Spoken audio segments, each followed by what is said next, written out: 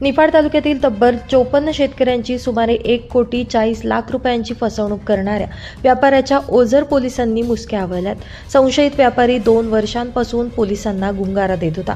त्याच्याविषयी सुगावा लागताच सहाय्यक पोलीस निरीक्षक निलिमा डोळस आणि त्यांच्या सहकाऱ्यांनी उगाव तालुका निफाड या ठिकाणाहून संशयित बबलू गफ्फार शेख याला अटक केली असून या गुन्ह्यातील अन्य 2 संशयित अजूनही फरार आहेत आणि पोलीस त्यांचा शोध घेत आहेत। पोलिसांनी दिलेल्या माहितीनुसार आलम अमीन बागवान, वसीम उर्फ फिरोज युसुफ शेख, कलीम बागवान, बबलू गफ्फार शेख यांनी संगनमतानं निफाड तालुक्यातील सुकेना, वनसगाव, ब्राह्मणगाव, शिवडी, सावरगाव, नांदुर्डी, पालखेड आदी गावातील विविध शेतकऱ्यांकडून मार्च 2023 मध्ये द्राक्षबागेत जाऊन द्राक्षमालाचा व्यवहार केला। संबंधित व्यवहारापोटी शेतकऱ्यांना काही पैसे रोख देत त्यांचा विश्वास संपादन करत उर्वरित रकमेचे मुख्य संशयित आलम अमीन बागवान यांना धनादेश दिले।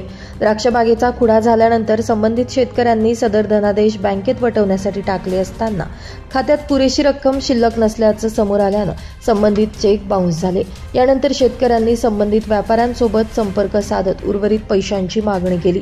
मात्र व्यापाऱ्यांनी यावेळी उडवाउडवीची उत्तरं दिल्यानं फसवणूक झाल्याचं लक्षात येताच शेतकऱ्यांनी 4ही व्यापाऱ्यांविरोधात ओझर पोलीस ठाण्यात 23 जून 2023 ला फसवणुकीचा गुन्हा दाखल केला।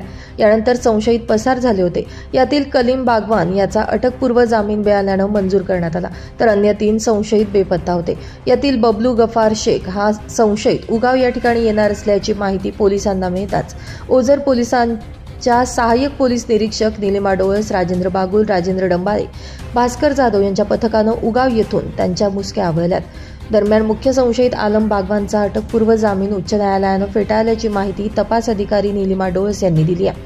अन्य संशयितांचा शोध पोलिसांकडून केला जातोय। ब्युरो रिपोर्ट, नाशिक माझा न्यूज, निफाड।